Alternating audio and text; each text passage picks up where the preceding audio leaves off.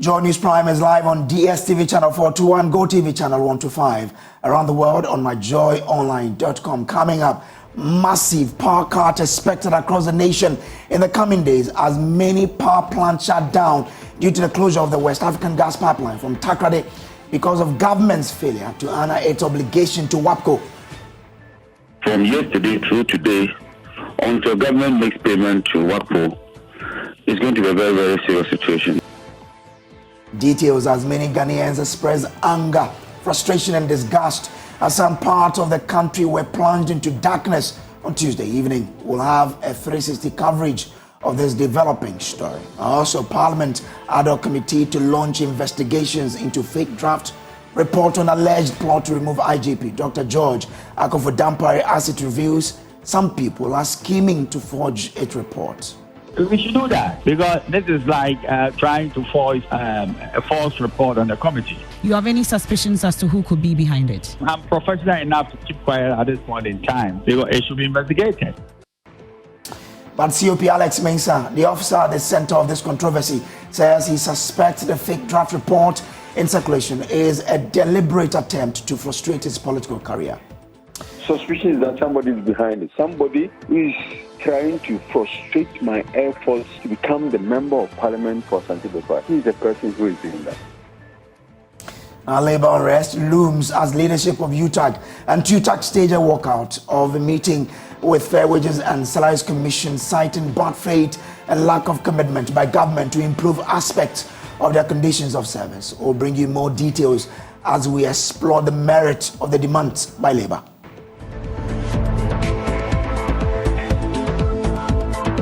Ghana to experience hard-hitting doomsday in the coming days if government fails to honor its debt to the West African Gas Pipeline Company, WAPCO. That's according to the ranking member on the Mines and Energy Committee of Ghana's Parliament, John Jenapo. This is because the WAPCO has closed its lines that transport gas from Takrady to Tema Enclave for use by power plants there. This resulted in a shortfall of 500 megawatts on Tuesday evening. Tuesday's power outage has sparked anger, frustration, and disgust among some Ghanaians. Many callers to the Super Morning Show expressed their displeasure, citing the lack of prior communication and explanation for the widespread outage. We'll hear from them and John Jenapo shortly. But first, let's take you to the Ashanti Regional Capital, Kumasi, where residents are raising concerns about the adverse impact of the power cuts on their businesses. Nana Boachi Dankwa Yadom has more in this report. I'm experience be pa. It's the same. Do so na dey hardwen pa nti e besere Akufo-Addo ene mpanimfo. I really do experience the power cuts. It's affecting us. They should work on it for us. Monka me nyina timamufo ne nyina yenhu say na how say na e dey aba no mum be better than say umbe ye din ne ente ho hwe. How we won bebre ni say omo nheda emma wo mre. Sebia say you can't share Sebia. The time to be a Basebia, Tuesday, Wednesday, Thursday, the unfortunate thing is that they don't give us prior notice before the light goes off. We have electrical gadgets which do get affected by the power outage. Our children are home and they need the light for their assignments. Yes, I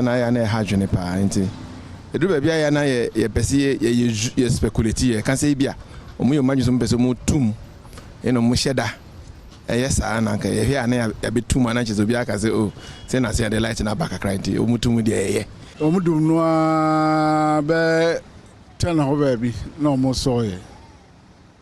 And a hard dream.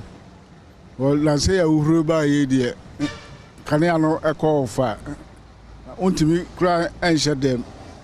Now to me so imagine the light goes off and they turn it back on when we are far asleep. It's very worrying. We are unable to work when it goes off. Sometimes it goes off when we least expected it.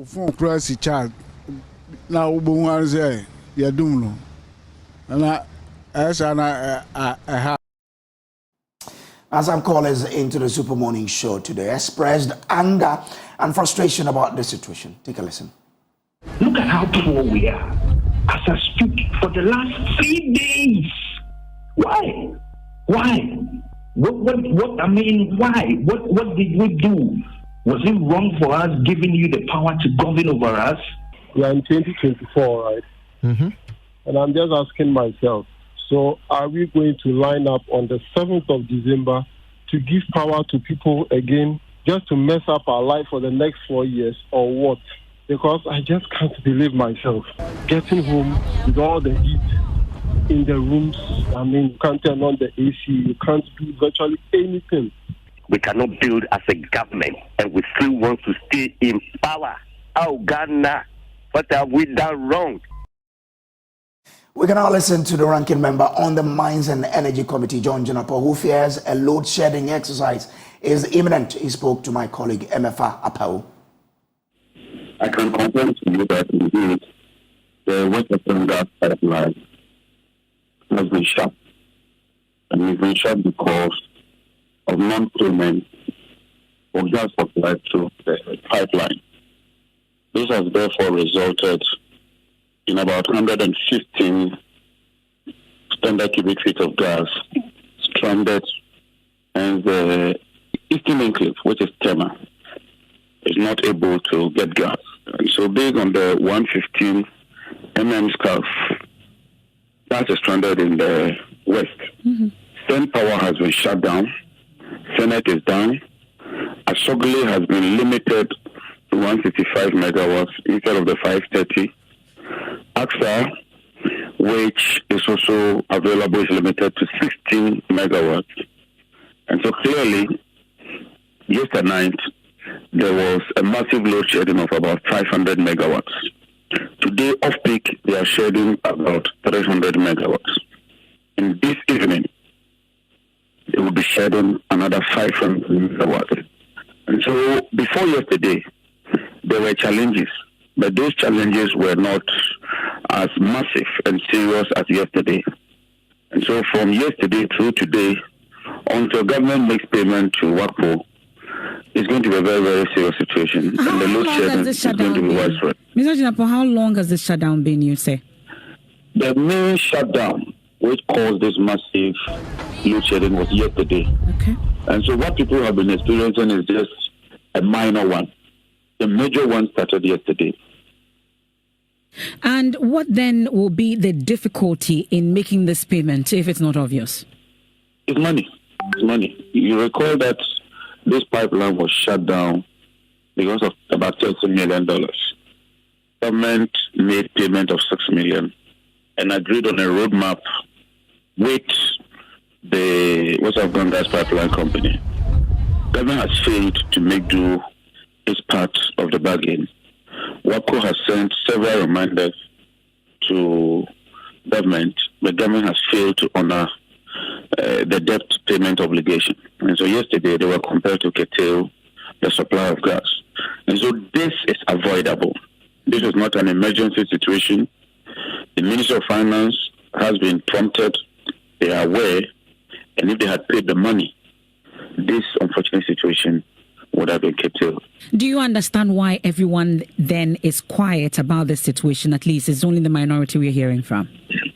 That's the most unfortunate aspect of this government.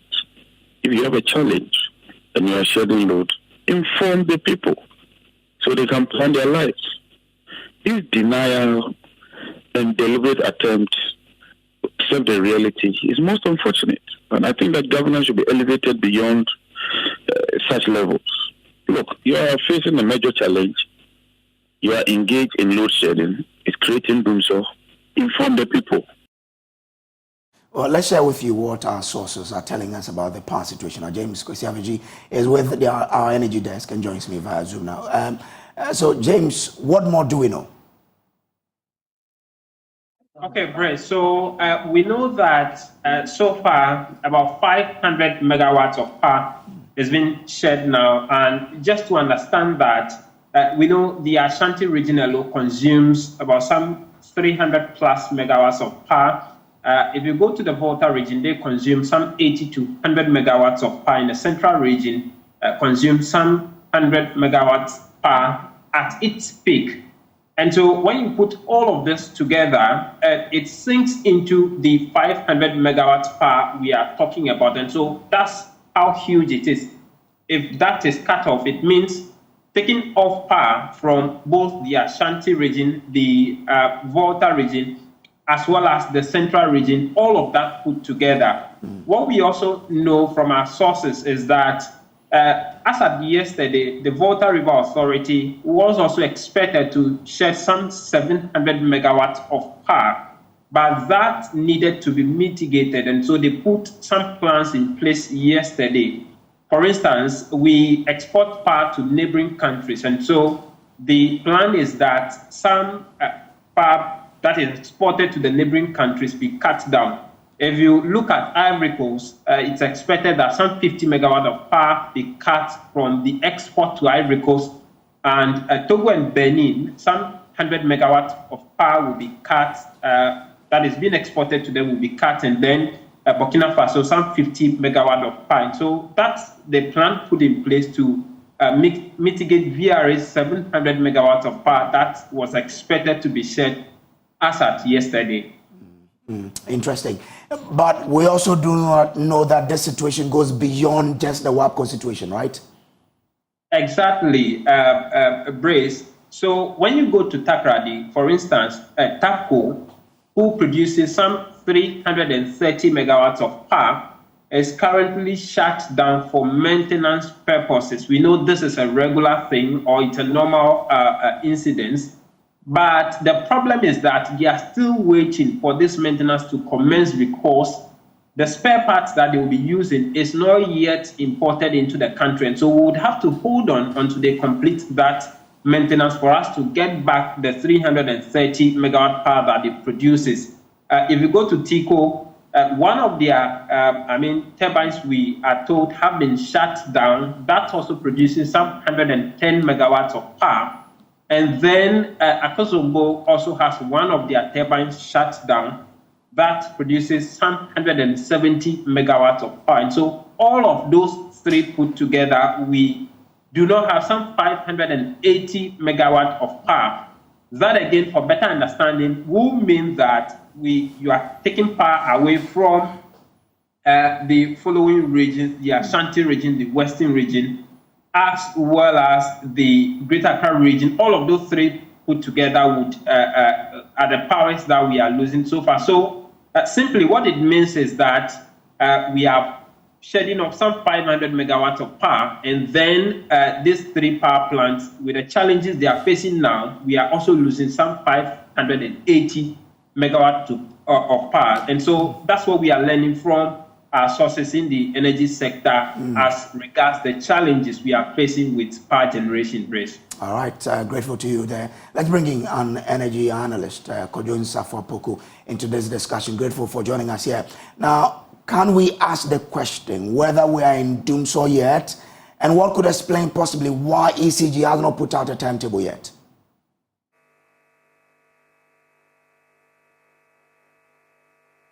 If you can unmute, I'll be happy. Oh, hi, sorry. Good evening and good evening to your viewers. We are not in doomsday. We are nowhere near doomsday. Okay. Look, let me explain a few things that your colleague on Zoom did not put right. Okay. If you now say that TAPCO is doing maintenance, TICO is doing maintenance, Akosombo is doing maintenance, the industry take reconnaissance of these maintenance. That's why we have what is called the spin capacity, your excess capacity, which you need to run the entire system. Currently, okay, the installed capacity that we have in the country is about 5,138 megawatts. Okay. As at last year, we peaked around 3,561 megawatts. If you take those two, the peak demand that we have currently from your installed capacity, we have about 1,577 excess capacity. From what your gentleman just explained, if 500 megawatts comes out of the 1,500, we still have over 1,000 megawatts excess capacity available to serve the Ghanaian people. We are not in doom. So the problem we have now is Mr. Poku, just before you move on, the forecast of peak demand according to the sector in last year, which is 2023, was 3,986. This year, it is projected to be We did not meet the forecast. We did not get to it was a forecast. We didn't get to the forecast yesterday. Okay. We don't know whether in December we peaked. The figure I gave you was May number. We have not gotten the December number yet, but we did not get to that number that you mentioned last time. Okay, but again, we also know that you have to have around 20% of this installed capacity as your reserve. If that goes out, obviously poses a problem. Yes, no, it does. But what I'm saying is that currently we have 1,500 excess capacity. So if you even think about 500 megawatts being for maintenance, if 500 megawatts generation is out on maintenance, you still have 1,000 megawatts excess capacity available to the system. The current problem is not DUMSO. The current problem is just a few elements within government not doing their work. GMPC owes WAPCO. Now, monies transferred to GMPC is supposed to be transferred to WAPCO.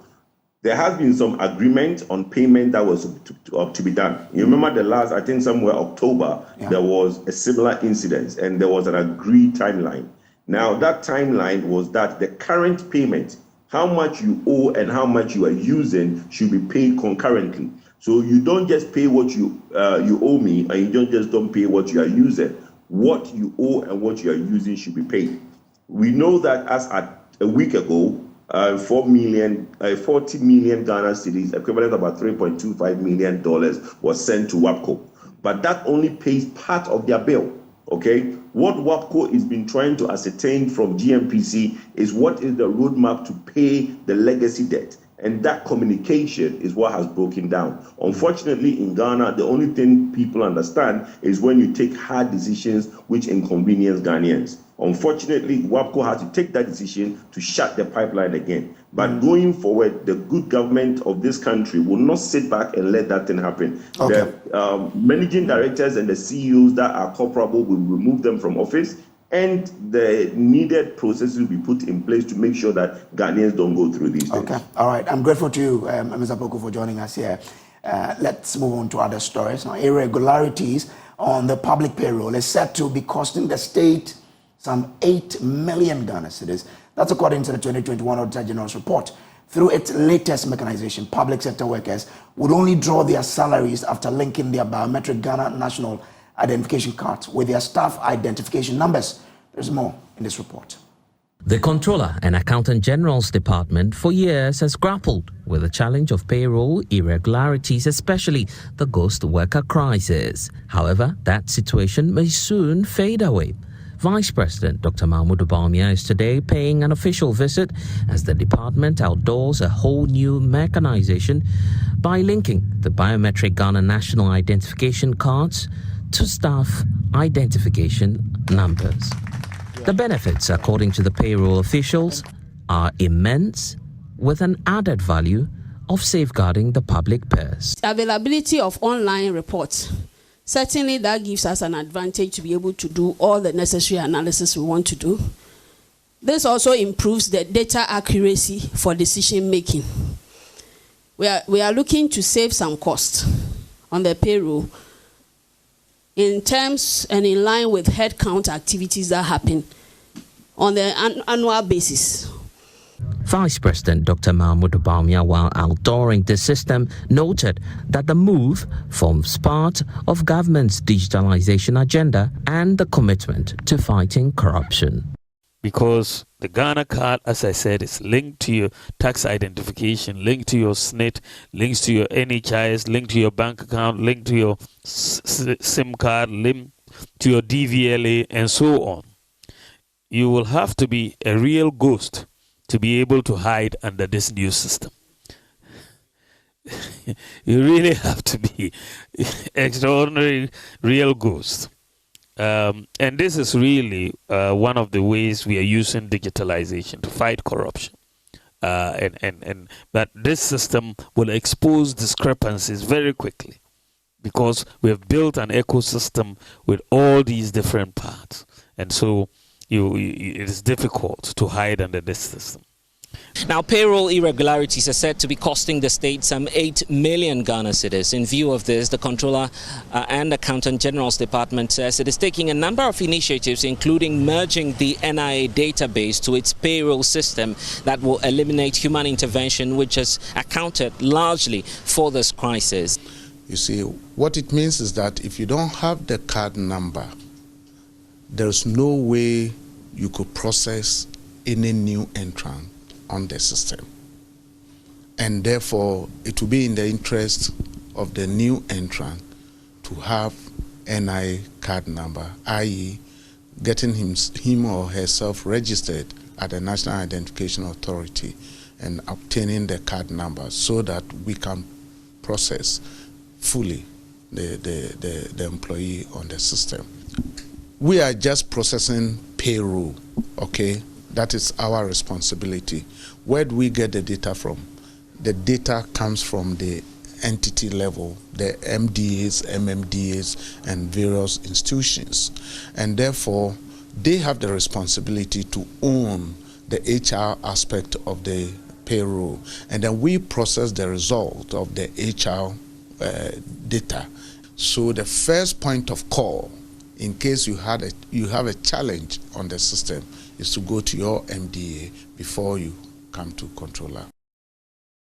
Also on labor issues, the leadership of University Teachers Association of Ghana, UTAG, and the Technical University Teachers Association of Ghana, TUTAG, Wednesday staged a walkout of a meeting with Fair Wages and Salaries Commission over aspect of their conditions of service. Now, the unions say government has shown lack of commitment and bad faith to cede to their demands on market premium and other allowances. Speaking to Joy News, General Secretary of TUTAG, Dr. Zakaria Abubakar, warned that they will be compelled to withdraw their services if government does not change its posture with regards to their negotiation. So, we have been negotiating since last year. I think the first negotiation for this year is what we were having today. But it appears we are not making any significant progress. And we think government has not been fair to us as far as these negotiations are concerned, and to ensure that we get government to be serious and committed toward the process, there's a need for us to stage a walkout. But what triggered the walkout? Yes, there are various items on the table under consideration, including our market premium, that is the interim market premium, and some other allowances. But it appears we are not making any progress on these outstanding issues, including the interim market premium. If this doesn't happen, then what's the way forward? It's obvious. Government has always understood one language, and most of the progress we have made over the years, we made those progress after we have embarked on industrial action. And so we will not hesitate at all to embark on industrial action to press home our demands for review of these allowances that have been outstanding over the years. Well, General Secretary of TUTAG, Dr. Zakaria Abubakar himself, joins us live online with more on this developing story. Now, your employers say they find your walkout surprising when both of you are still negotiating. How do you respond to this? Hello, good evening, and good evening to your viewers.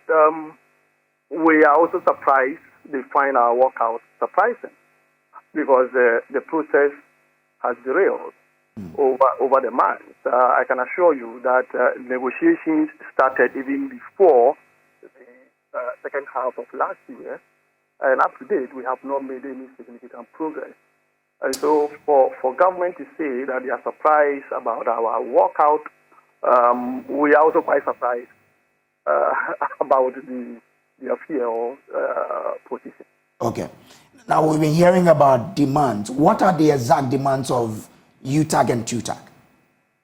Yes, you see, we have conditions of service, and these conditions of service have expired. Some of them have expired since 2012, which we are getting government to commit to the process to get them reviewed.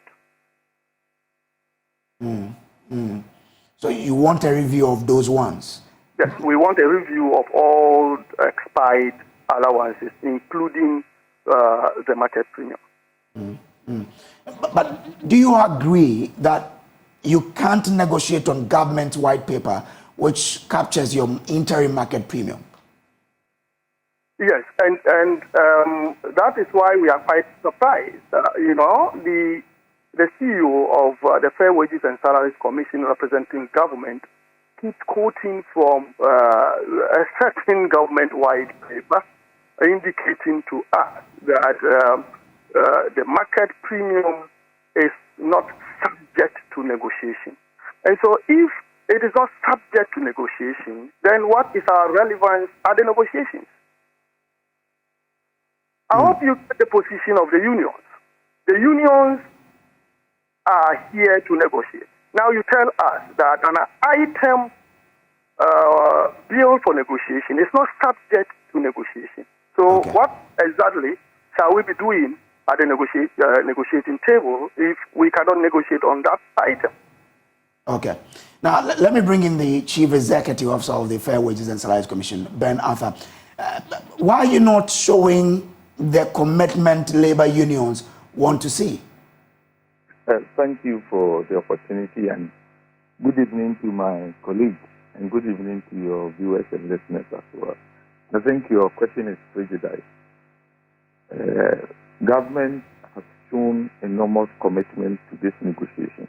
And if my friends from UTAC and SUTAC will be very fair to the fact, they will say and conclude that Fair Wages has been extremely committed to this negotiation. What are the facts?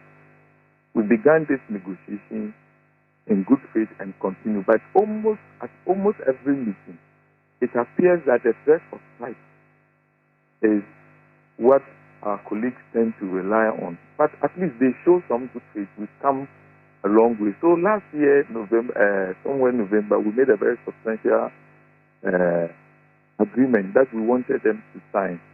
But there were two items outstanding. They wanted a particular allowance called faculty or departmental duty allowance captured on payroll, central government payroll. We told them that, look, you have some IGF-related allowances, which we believe you need to engage your management on. So UTAC and their management agreed that by 31st of this month, they will be able to conclude on that. And there is an agreement to that. 31st of January has not come.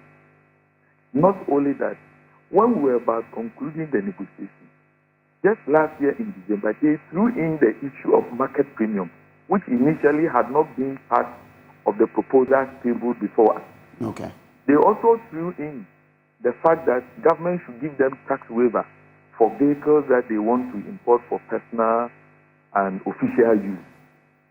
So today when we met, obviously there were two issues outstanding. So per the new items that they had introduced, there have been four. One of them is their demand for professorial allowance. We didn't touch it today. But we told them on the tax waiver that it is not within our mandate.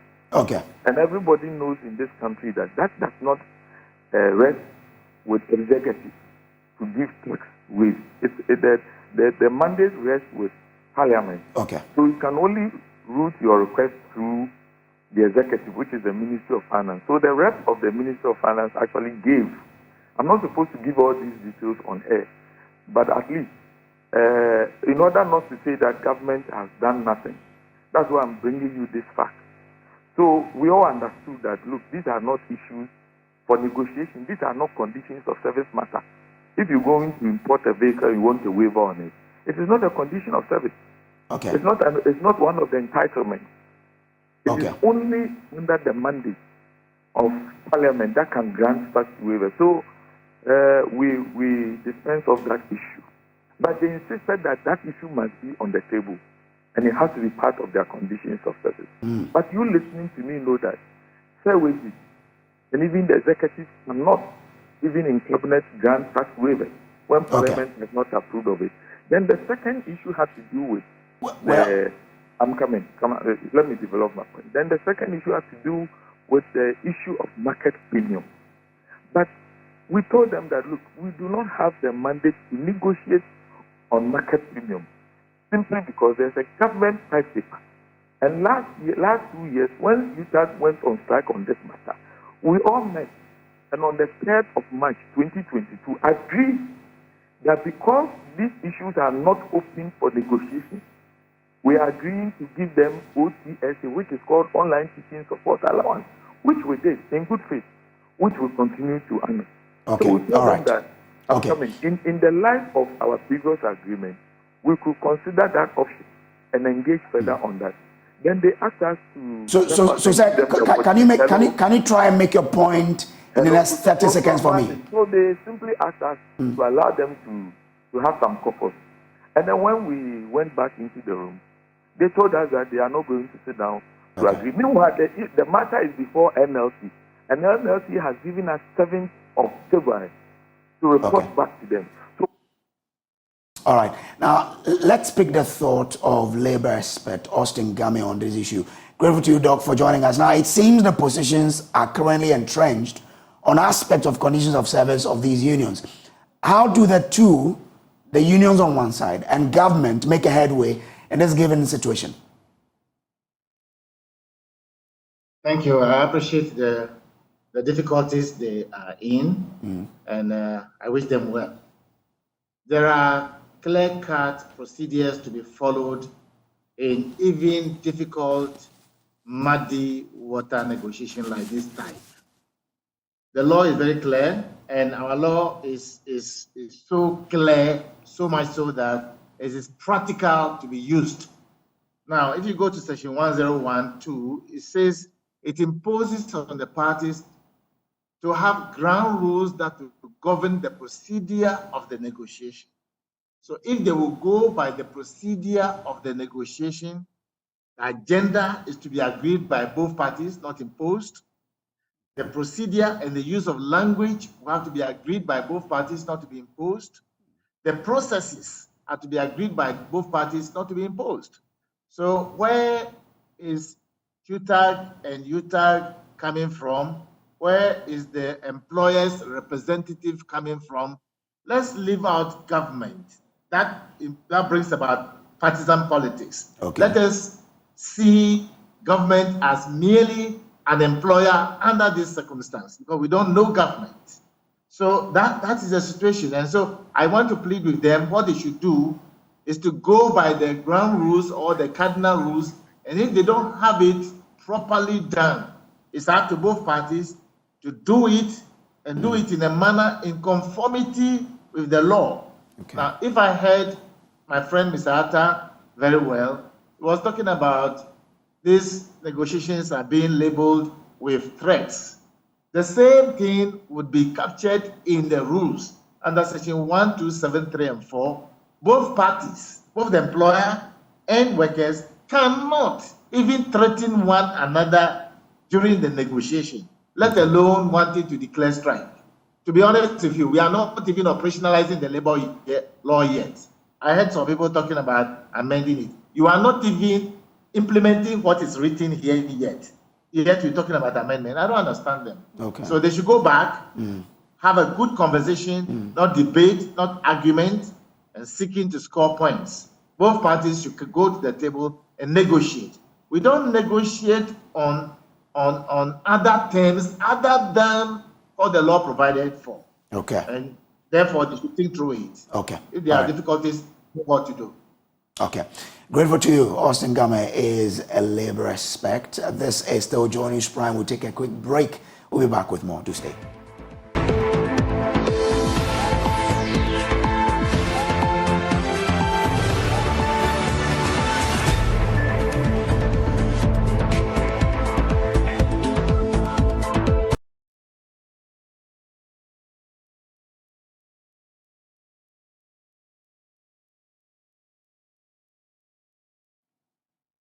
Welcome back from break. Now, Parliament's ad hoc committee investigating the alleged plot to remove Inspector General of Police, Dr. George Akufo-Dampare, has considered launching an investigation into a purported leaked draft report on their findings. Now, while debunking assertions making rounds that the 3 police have been recommended for prosecution among other recommendations, Chairman of the ad hoc committee, Samuel Atachia, revealed some people are scheming to forge their report. He, however, indicated that the full report will be completed soon.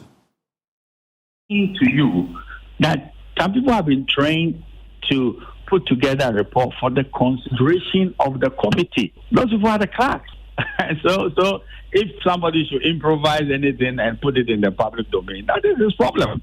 But every member of the committee who is very, very, very true to his own name will say that we said the clerk should put together a report which we will use for plenary. And that draft report, we will all sit and look at it. You have about 3 lawyers on the committee. You all read the report. And that should reflect the thinking of the entire committee, even if there is any dissenting opposed positions. Well, to be captured in the report that some people dissented. Would you recommend an investigation into this particular I believe leakage? so. We should do that, because this is like trying to force a false report on the committee. You have any suspicions as to who could be behind it? You have any suspicions as to who could be behind it? Well, I'm professional enough to keep quiet at this point in time, because it should be investigated. When exactly are we going to get this report so that all the speculations will be laid to rest, you'd say? You know, we're very, very buried in the budget approval. And every member of the committee was sitting on one committee or the other. So we couldn't congregate and finish the work. But I do not think it will travel too long. I mean, we'll be able to conclude the matter. But the purported draft report has already generated reactions, as Alfred Papa Dakwa, who is lawyer for Chief Superintendent George Asare, one of the accusers of IGP Dr. George Akuvo-Dampare, said they will be surprised if such recommendations will come from the committee. Be surprised if it is coming from the committee. Not because it indicts my clients, not at all, but because of how porous it is and the fact that it contains so many speculative analysis. Clearly, when you go through, you'll see that the conclusions are very, very dogmatic. And I do not think a committee of such a nature, looking at the caliber of people on that committee, would write something of that sort. No, you see, I also do not think anybody who has critically involved himself with the works of this committee will conclude, I mean, the sort of conclusion that the committee, this so-called draft report has brought. I do not think anybody who has critically gone through the proceedings will come to that conclusion, you understand? So it is some people's wishes that they are hoping would be confirmed by the committee. I do not think that the committee will bring such a report. To other stories now, and illegal miners have destroyed between 40 and 50% of one of the biggest forest reserves in the Ashanti region. As part of effort to reclaim the Apramprama Forest Reserve, the Forestry Commission has granted Unipower Mining Company an entry permit to begin a pilot forest restoration project.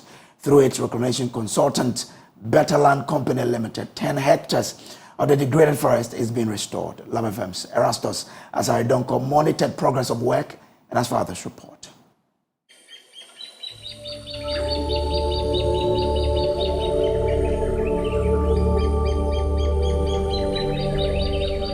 The Apamprama Forest Reserve, previously a biodiversity hotspot, cultural heritage, and a high climate mitigation ecosystem, has been reduced largely to a wasteland by illegal mining.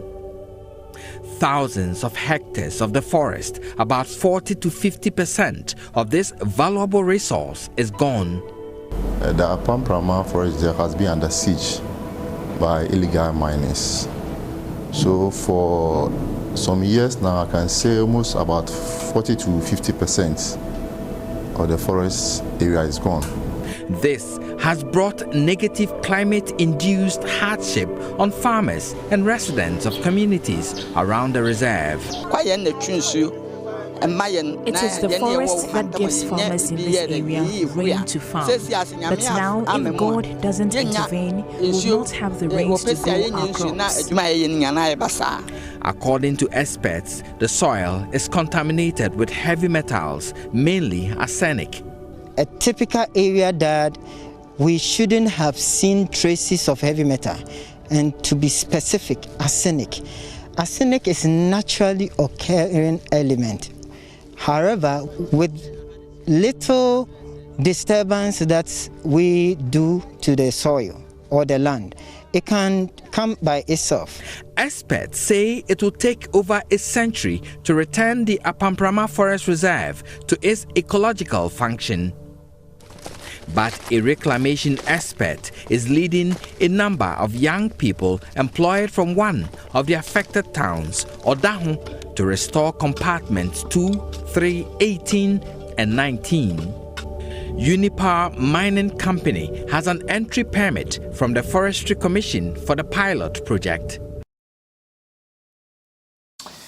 Now, traders at the racecourse market of the Ashanti region say they would have to campaign against the ruling New Patriotic Party in the upcoming election if the government fails to resume work on phase 2 of the KJTR redevelopment project. The project has stalled for months due to the renegotiation of a loan agreement following Ghana's decision to opt for a financial bailout from the International Monetary Fund. The traders at a press conference accused government of continuous deception on the state of the facility. Nane Aljima has more in the following report.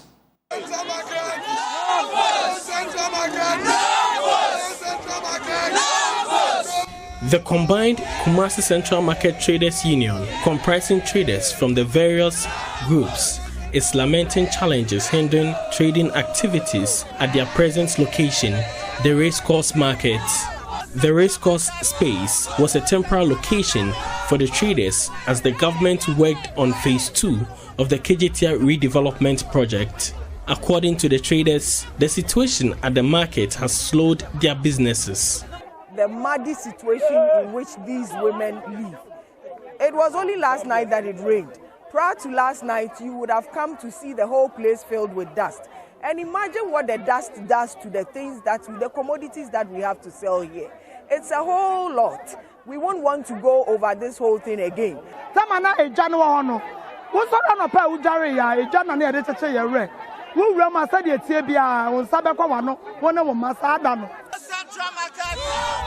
The traders, most of whom have observed a decline in the sales, expressed disappointment over the government's failure to meet completion deadlines.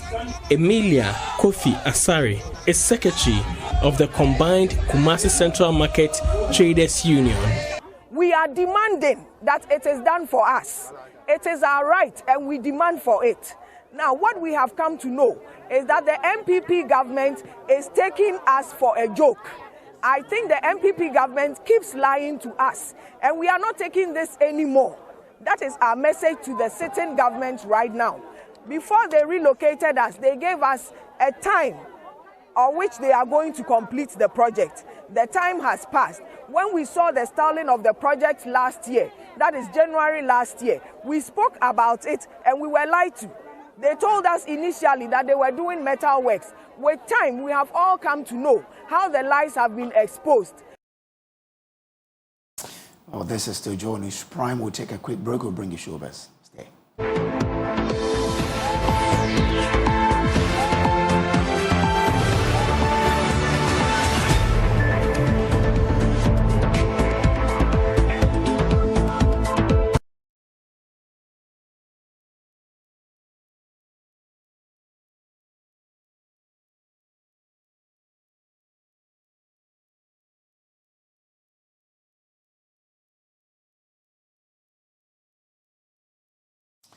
Okay, so let's do some showbiz now. And Jacqueline and Soma Yaboa, Dark and Lovely, is here. Hi, how you doing? That's a new name for me, Dark and Lovely. And aren't you dark and lovely? Well, I am.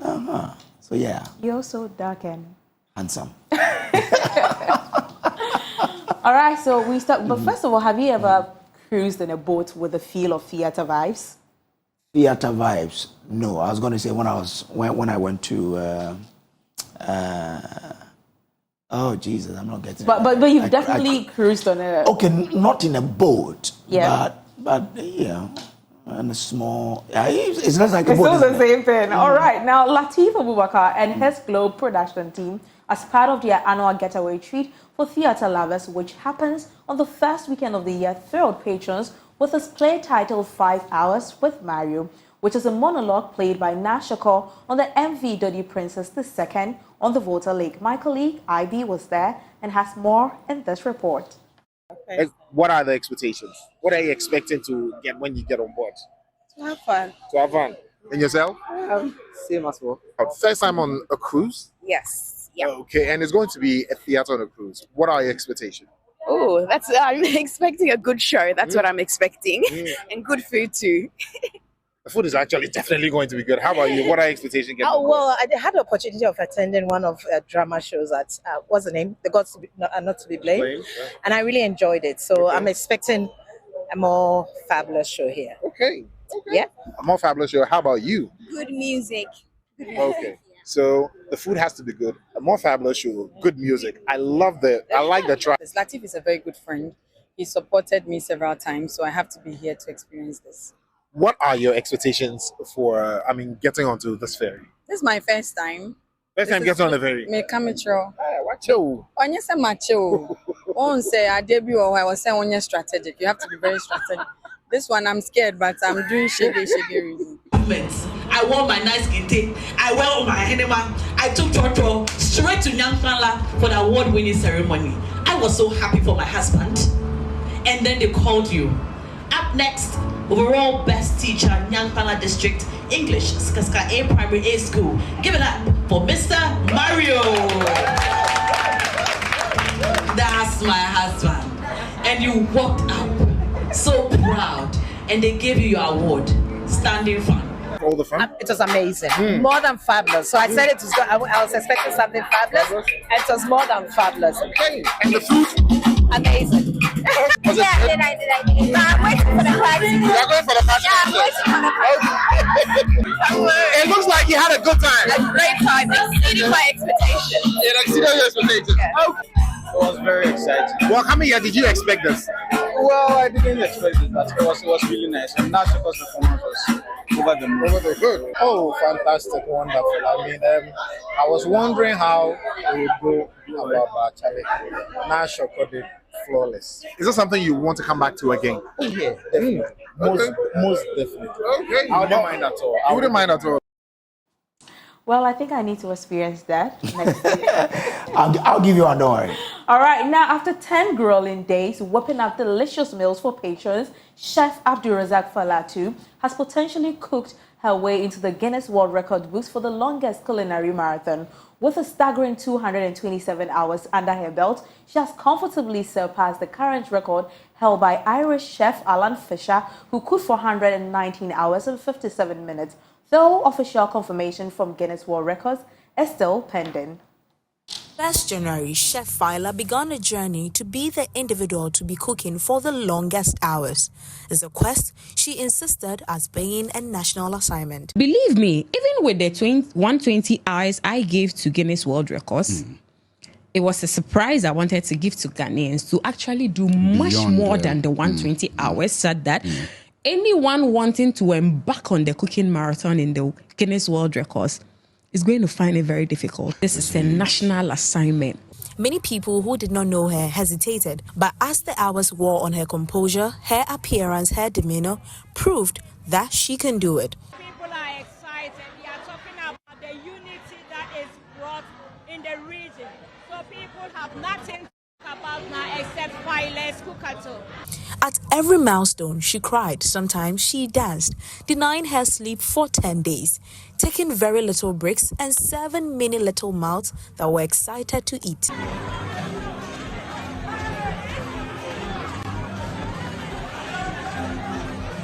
Fila has broken a record. This won't be the last time you hear of Fila, as she plans of undertaking several projects.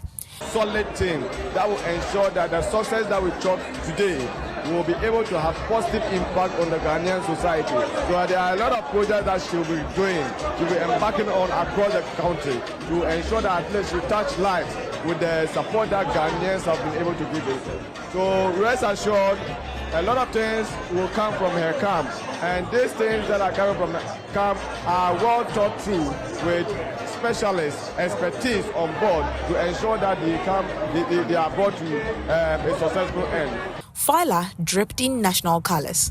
She has completed her national assignment. For Joy News, I am Jacqueline Asma Yeboah. Sign of a victory. Solid. Yeah, but well, netizens and Twitterati have been reacting to Fila's cookathon as she comes to an end. But before that, Guinness World Record officially responds, and they say they await her evidence. And we have people who have also been reacting to the few comments that we have, just as you can see on the screen. Guinness World Record says, we look forward to reviewing her evidence. And well, interestingly, people have also been reacting to this post by Guinness World Records. And this one says, when are we getting the results for Ofofua Santua? We hope you accept their works. And this one says, we will remind you every morning. You have a lot of people who have been sending in their evidence after their record-breaking Now, Canvic esports team says, look forward to our game turn soon. Yes, definitely. But then people have also been congratulating her too on social media. A whole lot of messages for... Well, you see, FN Kojo says, seated and awaiting. So we are waiting on Guinness World Records to come out with the definitely. So just as we can see, congratulations all over for Chef Fila on social media. People are just happy. Yeah. My take was when they played the national anthem. When I watched it, I almost cried. Very emotional. Well, so that's it. On behalf of all of us, we say congrats to you, Chef Fila, wherever you are. You've done us proud. Yeah. And on that note, we say thanks for being a part of us. There's more news on myjoyonline.com. But a happy birthday to you, Chairman Dada. He's in Hunter West today. It's his birthday, and he's my father as well. So big birthday to you. To have the greatest of days to you, Chairman Dada in Apawa in Hunter West. Well, thanks for being a part of us. Up next is Prime Business with Pius Kojo Baka. Good evening.